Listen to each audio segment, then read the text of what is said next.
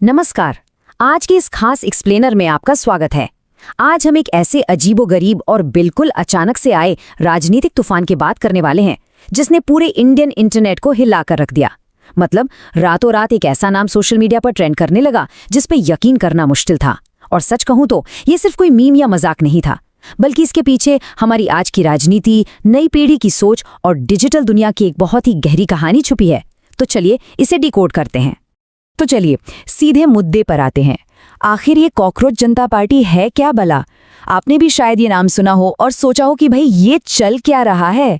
ये सवाल पूरे देश के सामने तब आया जब एक बिल्कुल ही बेतुके से शब्द ने अचानक राष्ट्रीय स्तर पर एक तीखी बहस और विवाद छेड़ दिया। ये वाकई बहुत दिलचस्प है कि कैसे एक छोटी सी बात कुछ ही घंटों में एक इतने बड़े डिजिटल प्रोटेस्ट में बदल गई। अब जरा इस बात की गंभीरता को समझने के लिए इस एक आंकड़े पर गौर कीजिए।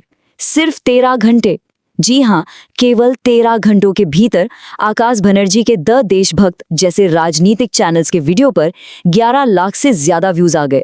लाखों लोग अपने फोन और लैपटॉप से चिपक गए, सिर्फ ये समझने के लिए कि जेड यानी हमारी आज की युवा पीढ़ी का ये डिजिटल विद्रोह आखिर है क्या और ये इतनी आग की तरह क्यों फैल रहा है। अब सवाल उठता है कि ये सब शुरू कहाँ से हुआ।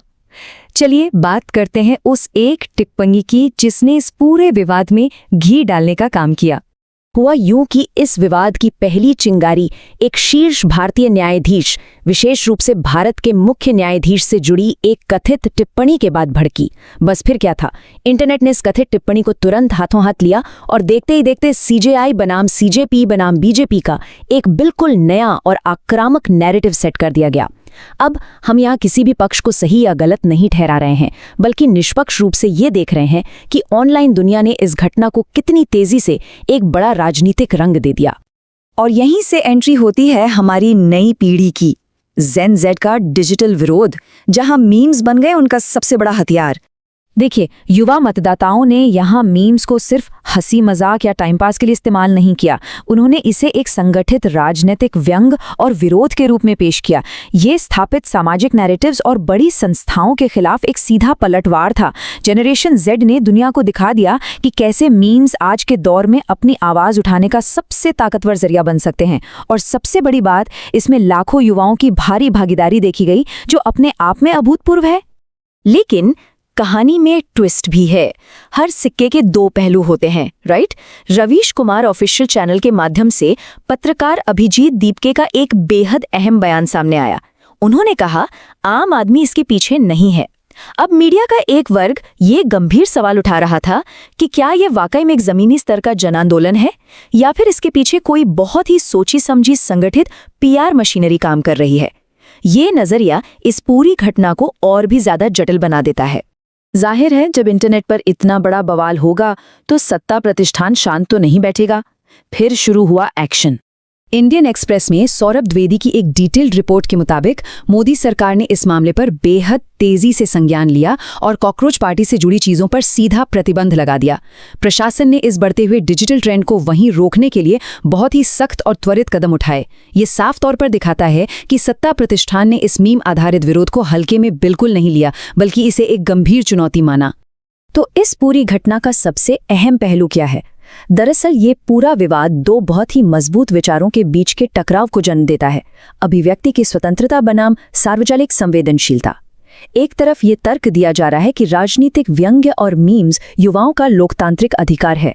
वहीं दूसरी तरफ सरकार और प्रशासन का ये नजरिया है कि सार्वजनिक व्यवस्था और हमारी महत्वपूर्ण संस्थाओं के प्रति संवेदनशीलता बनाए रखना भी उतना ही जरूरी है। ये एक ऐसी बहस है जो इस डिजिटल युग में बार बार हमारे सामने आ रही है। इस टाइमलाइन को देखिए, ये सच में हैरान करने वाली है। हम बात कर रहे हैं एक ऐसी घटना की जो लाइट की स्पीड से भी तेज फैली। 0 मिनट पर एक शीर्ष न्यायाधीश की कथित टिप्पणी सामने आती है। कुछ ही घंटों के भीतर इंटरनेट पर जेड के मीम्स और व्यंग्य का एक जबरदस्त विस्फोट हो जाता है। और जरा सोचिए, उसी दिन सरकार का प्रतिबंध लागू हो जाता है और मीडिया में उसकी रिपोर्टिंग भी शुरू हो जाती है। ये साफ बताता है कि आज के दौर में राजनीतिक विवाद ऑनलाइन दुनिया में कितनी तेजी से अपना आकार लेते हैं। अब इस मीमबाजी और व्यंग्य से थोड़ा आगे बढ़कर देखते हैं, बात करते हैं उस संकट की जो शायद इस सब की असली वजह है। BBC न्यूज हिंदी पर राजनीतिक विश्लेषक योगेंद्र यादव का एक बहुत बड़ा बयान सामने आया। उन्होंने कहा, ये गंभीर बदलाव की शुरुआत हो सकता है। अगर हम इस बयान को निष्पक्ष रूप से समझें तो ये इशारा करता है कि ये अजीबोगरीब डिजिटल ट्रेंड सिर्फ एक वायरल मूवमेंट नहीं था जो आज है और कल खत्म हो जाएगा। कई विशेषज्ञों का मानना है कि ये भारतीय राजनीतिक संस्कृति और युवा मतदाताओं के मिजाज में आ रहे एक बहुत बड़े और गहरे बदलाव का सूचक है।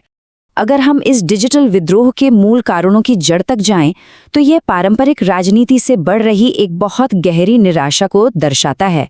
आज युवाओं और हमारी लोकतांत्रिक संस्थाओं के बीच एक गंभीर विश्वास का संकट यानी ट्रस्ट क्राइसिस पैदा हो गया है।